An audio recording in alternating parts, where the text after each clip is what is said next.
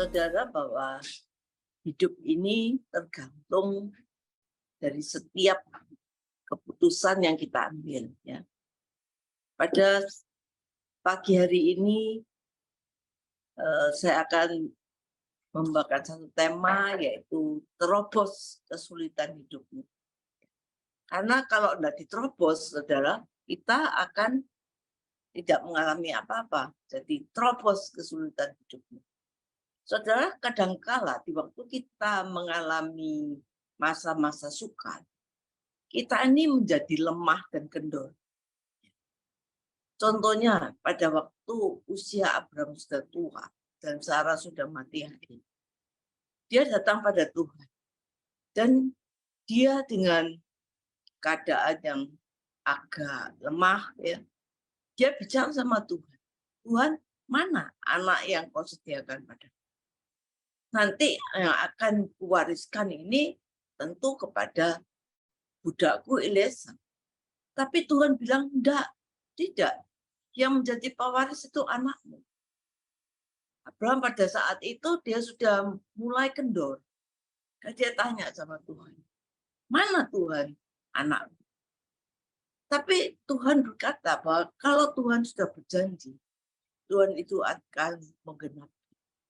Saudara, bagi Tuhan justru di saat-saat keadaan kita yang sukar, keadaan kita yang sulit, yang tidak mungkin justru kita lakukan, justru di situ kita akan melihat kuasa Tuhan. Jadi kalau kita mau melihat kuasa Tuhan yang besar, maka kita harus ada di bawah pengalaman-pengalaman memasuki saat yang sulit dalam hidup kita. Jadi kalau kita mengalami saat masa-masa sulit dalam hidup kita tidak perlu takut. Karena bagi Tuhan itu tidak ada mustahil. Karena mujizat itu diperlukan justru saat kita tidak tahu apalagi yang harus kita perbuat. Kita sudah tidak mengerti apa yang harus kita perbuat. Di saat itu mujizat akan datang. Saudara, kalau kita itu masih dengan kekuatan kita, dengan keberadaan kita, kekuatan kita, kita masih mau merubah sendiri.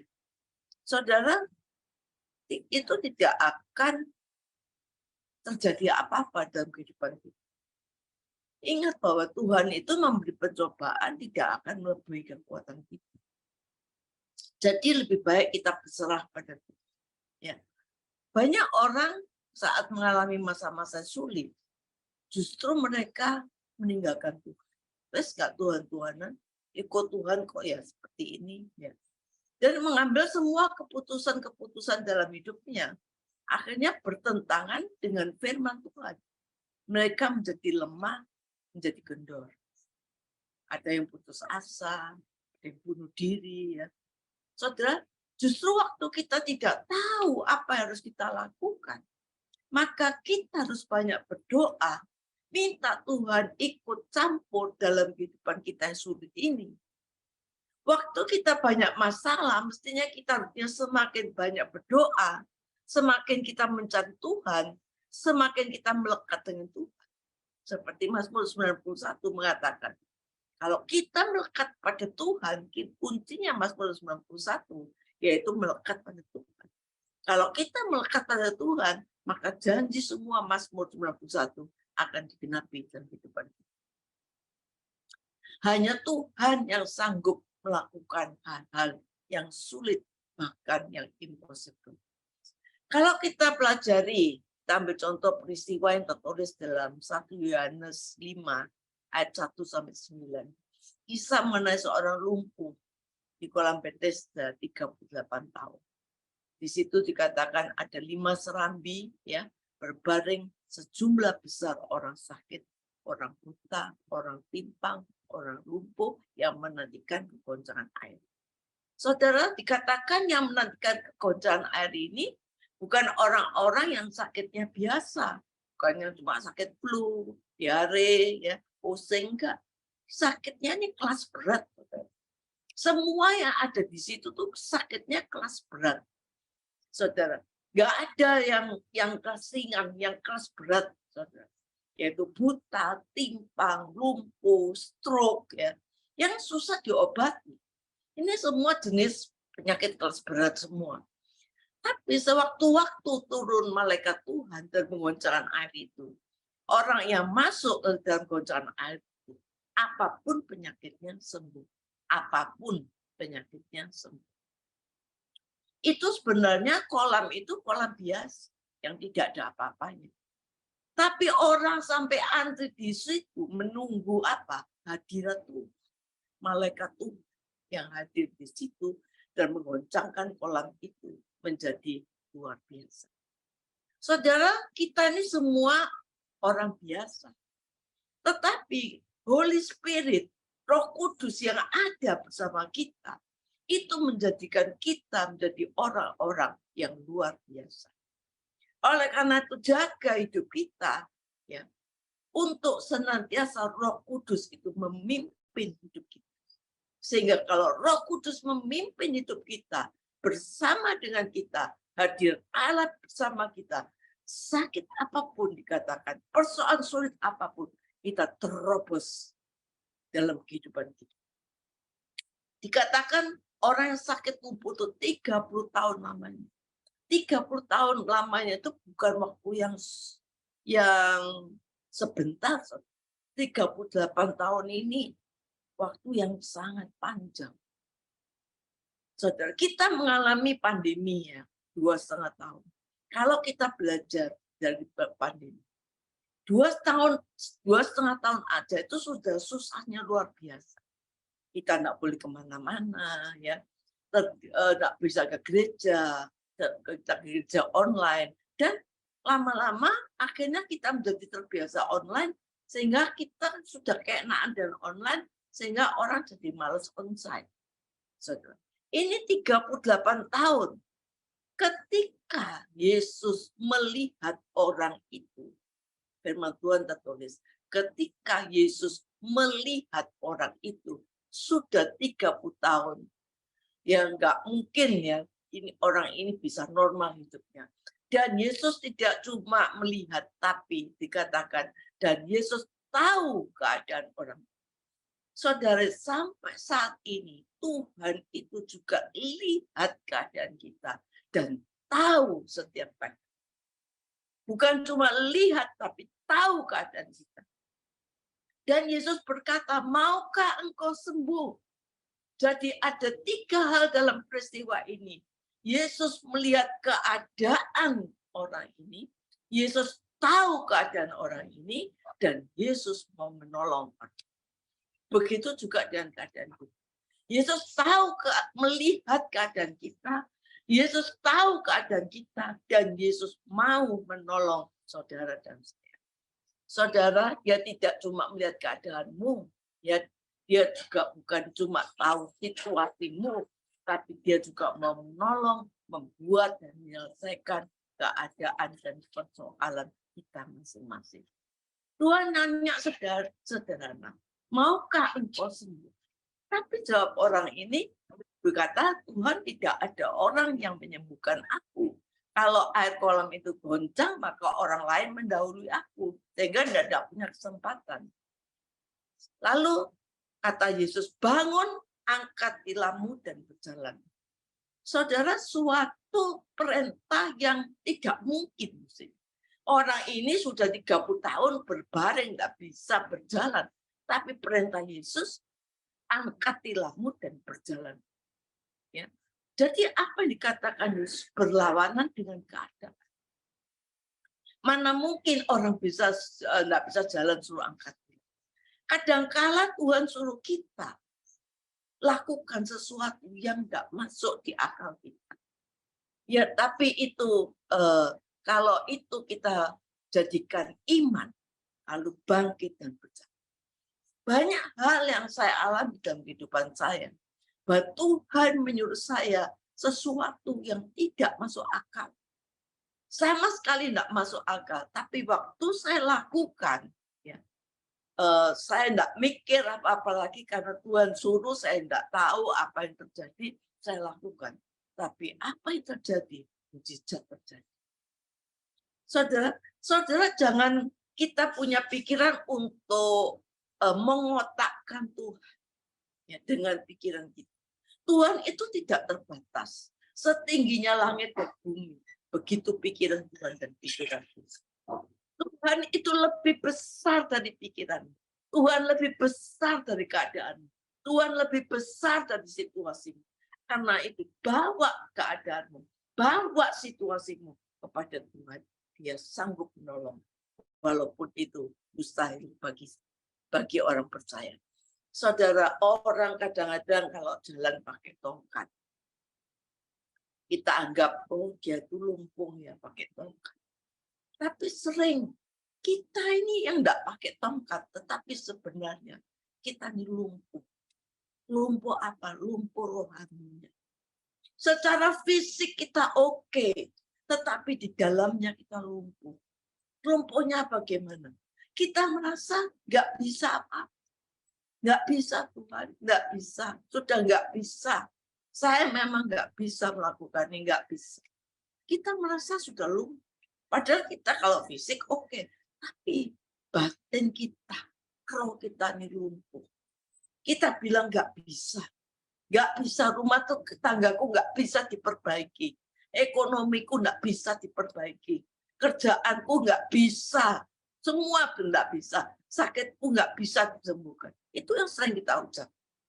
Yang kedua kita merasa nggak mampu, nggak pernah mau coba. Kita merasa gagal, kita sudah nggak bisa bangkit ya. Akhirnya saudara merasa, ya sudah itu nasib saya. Maka saudara, kalau saudara dalam keadaan lumpuh dan demikian, bertahun-tahun saudara tidak akan pernah mengalami revival dan mengalami kemenangan. Tetapi kalau hari ini kita mau serahkan semuanya kepada Tuhan, apapun penyakit, apapun keadaanmu, apapun persoalanmu, apapun kesukaranmu, tidak peduli berapa lama persoalanmu, mungkin 3 tahun, 5 tahun. Kalau saya dulu persoalan saya 5 tahun, 10 tahun.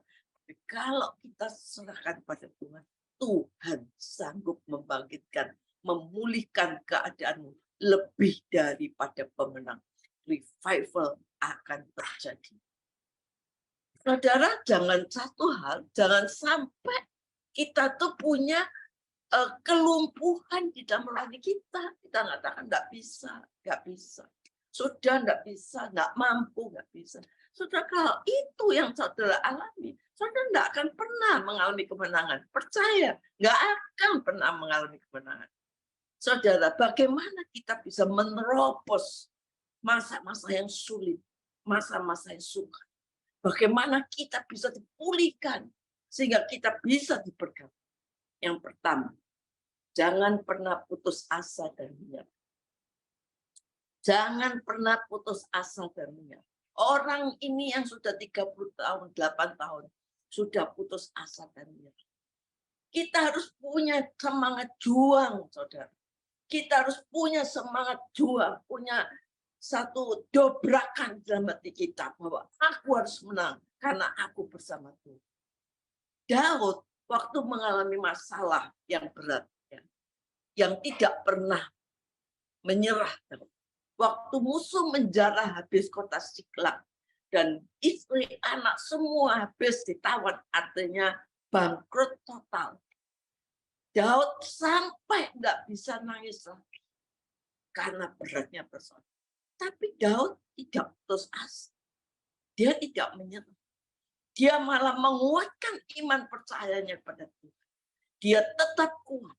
Ini adalah tipe orang yang percaya bahwa Tuhan tetap ada dalam kondisi yang terpuruk sekalipun.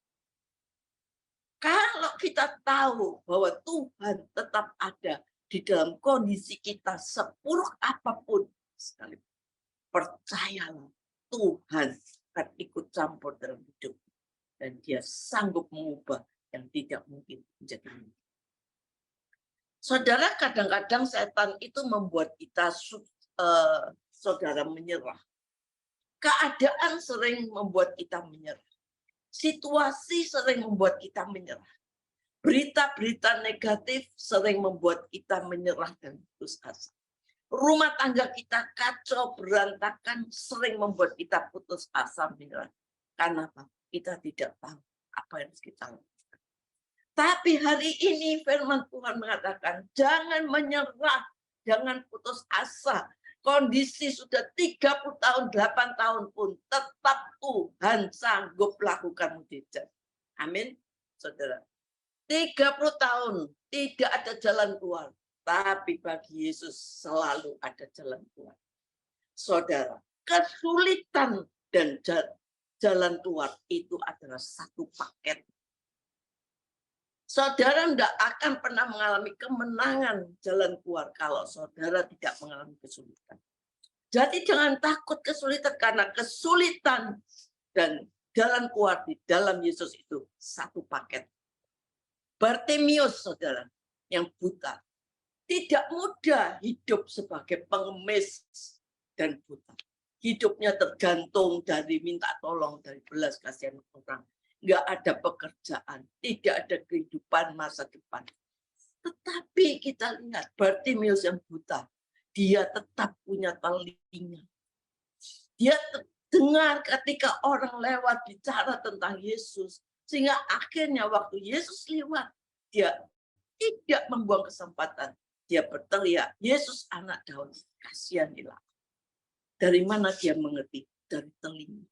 Biasanya kalau orang itu buta, saudara, telinganya itu akan lebih sensitif.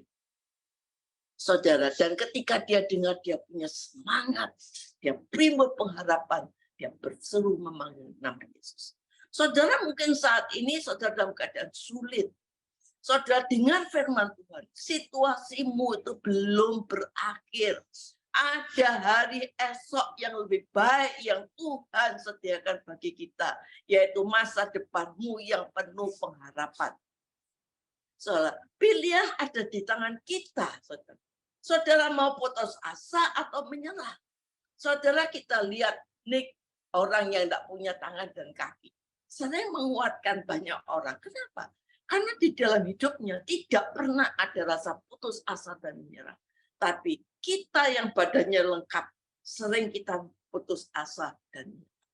Wanita 12 tahun, kemana-mana tidak bisa sembuh. Tapi dia punya semangat, dia tidak putus asa. Dia mau datang pada Yesus. Padahal waktu zaman itu, seorang perempuan datang pada pria itu sesuatu yang larang.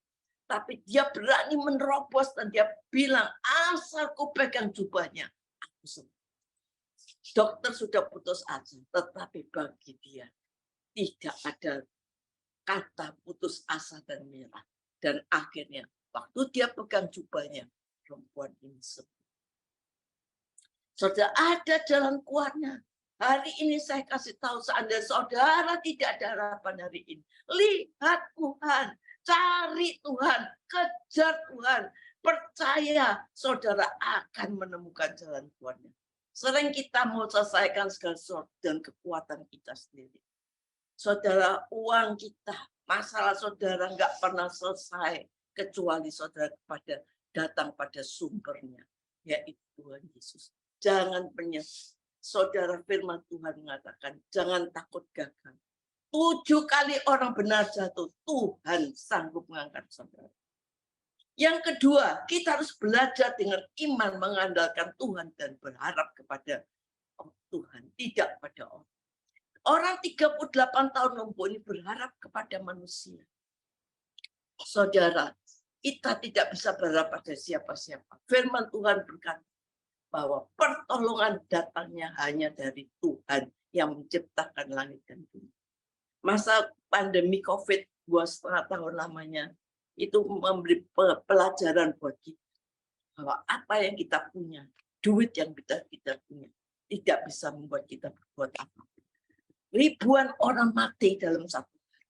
Orang menjenguk suami yang sakit tidak bisa masuk. Mati pun kita nggak bisa ketemu. Dikubur pun kita nggak tahu. Kita punya duit mau beli oksigen nggak ada, saudara. Duit tidak bisa menyelesaikan dan menolong kita. Dokter tidak bisa menyelesaikan menolong kita. Rumah sakit tidak bisa menolong kita. Pertolongan hanya datangnya daripada Tuhan yang menciptakan langit dan bumi. Saudara, oleh karena itu kita percaya bahwa ayo andalkan Tuhan. Maka kalau kita andalkan Tuhan, maka saya percaya kita akan mengalami perkara-perkara yang besar. Saudara, kita tahu, kita tidak tahu kondisi kita, masa depan, ekonomi, politik akan seperti apa. Kita tidak bisa hidup dipermainkan dengan keadaan dunia. Tapi hidup kita tergantung oleh janji-janji firman Allah. Sekalipun kita ada di lembah baka, kata firman Tuhan, tongkatmu ada di situ dan Tuhan adalah andalan saudara. Kadang lewat persoalan kita merasakan sesuatu yang dahsyat. Yang ketiga, pengharapan di dalam Tuhan. Saudara, pengharapan dalam Tuhan itu adalah sungguh-sungguh basis iman saudara. Kondisi kita bisa berubah. Kuasanya tidak pernah berubah. Tuhan Allah yang tidak pernah berubah. Saudara, jangan main-main dengan pengharapan. Orang yang hidupnya eksis adalah orang yang punya pengharapan. Dia punya pengharapan. Kalau Tuhan bisa tolong kita. Saudara, apapun yang ada dalam hidup kita, saudara tetap memiliki pengharapan. Yang keempat, katakan, jangan kita terbiasa dalam keadaan kondisi yang seperti saudara. Salah satu kelicikan strategi setan ialah membiarkan saudara terbiasa dengan keadaanmu. Selama kita dalam kondisi saudara dengan terbiasa keadaan kita tidak bisa mengalami breakthrough. Kadang-kadang kondisi kita ini terbiasa suka marah, emosi, ya, bentak-bentak. Hati-hati itu jangan dianggap sesuatu yang menjadi kebiasaan. Saudara, tapi kita lihat bahwa ayo kita mau belajar firman Tuhan, perbaiki hati kita. Setan itu mendesain kita supaya kita lupa akan kebaikan Tuhan. Lupa siapa diri kita. Kita ini anak Allah. Saudara, oleh karena itu, dia pernah berkata kepada Hawa, kalau kamu makan buah ini, kamu akan menjadi serupa dengan aku. Saudara, setan itu membujuk. Saudara, oleh karena itu pagi hari saya ingatkan, rancangan setan untuk saudara, supaya saudara tidak bisa melihat apa yang ada di dalam saudara, bahwa saudara adalah orang-orang hebat. Saudara, dia lupakan itu semua. Sehingga saudara berjalan dengan kemauan saudara, kebiasaan jelek saudara yang saudara anggap biasa. Saudara, tidak boleh. Jangan hidup dengan kebiasaan terbawa kebiasaan yang jelek dan dianggap biasa. Maka saya percaya kalau kita mengalami 4 hal ini, maka breakthrough akan. Jangan pernah menyerah, jangan pernah putus asa. Harapkan Tuhan, percaya Tuhan, andalkan Tuhan. Maka saya percaya kita akan mengalami, menerobos segala kesulitan yang ada di dalam kehidupan. Amin.